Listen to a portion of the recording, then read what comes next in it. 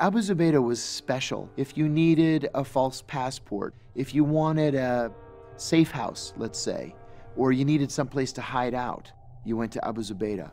So he actually tried to escape when we began breaking down the door of his house, and he walked to the roof of the house and jumped. He was shot 3 times.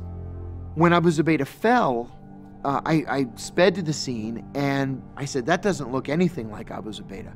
We only had a 6-year-old passport photo, and we had doctored it in like 40 or 50 different ways just to see how many different ways he might look. In fact, the way he looked was nothing like what we had expected. So I called headquarters.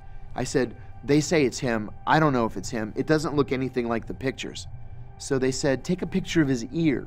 And I didn't know until that night that no 2 people on Earth have the same ears. They're as unique as a fingerprint. So I took a picture of his ear, I plugged the camera into my phone, I sent it to headquarters, and they said it's him.